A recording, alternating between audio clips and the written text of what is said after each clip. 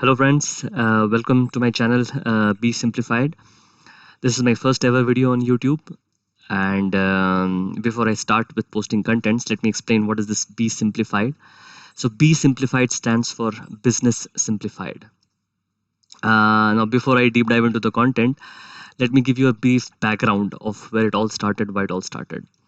So straight out of college, or for example, it's been 15 to 16 years for me in this IT industry. And for any graduates, be it in any discipline, when they come out of college, they join an organization. And what usually happens is they're also part of a lot of meetings. And in those meetings, you see that there are certain common terms which are used in this industry, pretty common across levels, starting from, you can say, development meetings sometimes to mid management to executive. And these words actually mean simple things if explained in that way, but usually is seen as, hey, if I'm not able to follow these words, are these some profound business terms which is being used? And if I don't get it right, or what does it mean if I don't understand this? To make matters worse, sometimes the thought is that, hey, these are business terms. Let me not get deep into that. Let me concentrate on my day-to-day job. That's more important, which is also good. But somehow I think if you try to understand these complex jargons, break down these jargons into simple analogies, simple day-to-day activities, you will see that these are not that complex. I think it's pretty easy to get a hang out of it. So in these series of videos, I will do exactly the same. I will try to break these business terms, business words, jargons into pretty simple concepts. Now, in doing that, I'm pretty wary of the fact that each terms which I will take up is a chapter, is an ocean of its own, right? And I will not try to give you a deep conceptual understanding of each one of them. That's up to you guys. That if you find the foundation which I lay as part of these videos, if I give you that clarity in simple words, that what is the context behind it, what does it conceptually mean, now it's up to you guys how deep you want to go there. But with these videos, you will already get a good understanding of what these words actually mean, in which context they are used in meetings certain times. And if you want to go deep into that, you can go forward and further strengthen your understanding. So these are teaser videos, if you can say so. These are teaser videos to give you a conceptual understanding of what these words mean. So having said that, let me start with the first business term and with the first business word, which we usually encounter in meetings. And okay, I'll use PPT for these videos. I will see in future how can I make it better in that sense, using whiteboard or something. But okay, let me start with this. This will do the job for now. So the first word which I would like to demystify here is strategy. Now, as I said, it's a big, heavy loaded word, strategy, right? If you talk to MBA graduates and executives, there are hundreds of books, articles, videos, courses out there. So I will not venture into that space. This gives you a detailed understanding of what strategy is, how it is formulated, nuances of it. We can't do that as part of this video as suggested. My idea there is I will give you a very basic, simple, conceptual understanding so that everyone gets it. This is what we are talking about. This is what is being discussed. And then they can, based on their own interest, deep dive. So let me start. So strategy. Okay, what does it actually mean? So this is a word which we have also encountered even before we entered the industry, right? So this is not something new. So in this case, there is something called a current state. And there is something where we want to go, which is the desired state. So as you can imagine, current state, self-explanatory. The state now, where are we now when we are sitting to try to create a strategy? What is the environment now? What are we doing now? What is the situation in the economy now? Everything, whatever comes under current state means now, what's there in the current moment. Now, desired state is where do we want to go? What do we want to achieve? That's the desired state. Simple. So far, so good. Now, the path which we take to move from the current state to the desired state is the strategy. Simplification in that sense. The path which we take to move from the current state to the desired state is strategy. Now you see that different companies might take different paths. So there might be different paths to move from a current state to a desired state. Even if the current state and the desired state is same, still you will see different paths are possible to move from. So that's the case. Now in a lot of cases you will see that the current state of different companies are different, and hence the path is also different, even though the desired state is the same. So that I think the first thing which we should always take out of this video, if you go, is there will always be a current state, there will always be a desired state, and the path which we take is the strategy which we are taking. So if you want to drill down deeper and you want to understand that for anything, what is the strategy? People talk about business strategy, corporate strategy, IT strategy, this strategy, marketing strategy. Every time there is a current state and the desired state. So get to know what is that desired state.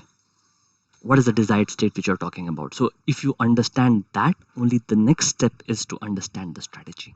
So understand the current state and the desired state, and then it will be helpful to see what is the path which you are taking and how that path is different from how others are taking. That's also important to understand, that how my competitors who have a similar desired state, so competitors whom, that those people who have similar desired states, and what is the path which they are taking, how better is my path, things like that. So that's basically strategy. The first thing which we have to remember: current state, desired state, the path which we take is this strategy. Now the second thing which we should remember here is what should then be the elements of a good strategy, or how can we say that okay, this strategy is good for me. So there are two aspects of it. So one is external, one is internal. So first of all, internal means, and I'll tackle the internal ones, that if a company creates this kind of strategy, and first of all, it has to roll out the strategy to the employees, right? And if the employees don't understand that, there's no use for it. So how do we understand whether the strategy is good from an internal perspective? And there, if you ask me, so you will see that there are a lot of various videos also in the net, articles saying that okay, it should not be too long, it should be a one pager. Ideally, research says it should be one pager because it is easier to read, and there should be strategic priorities listed. There are a lot of factors, but I will tell you, for me, as I'm here to simplify things, the single most litmus test for whether a strategy is good or not is whether it's helping you, or you can say guiding you, in taking decisions. So in this path from movement from the current state to the desired state, you will have to make choices. That's business. You have to make choices. You have to make choices among a lot of options. Now, what helps you make those choices is the strategy. So if the strategy does not play a role or is not good enough to help you guide or take these decisions as you are moving from current state to the desired state, it is not a good strategy. And I've tried this out in multiple occurrences in my last 15-16 years, and not only in one company, but you can also read various things in the industry, how other companies are taking various decisions, and you will see that this framework would help. If a strategy is not helping you or guiding you to take decisions, because you will always have conflicting and multiple options going on as you try to traverse that path, and your strategy should help you do that. That's the key single most element of a good strategy, I would say. So that's the second thing which we all need to remember. First, as I said, constant state to desired state, and the second one being whether it's helping you or guiding you to take those trade-offs decisions. Now, also the other thing which usually comes to me as questions are that, okay, who creates those desired state? What is that desired state all about? Now, yes, that's a good question again.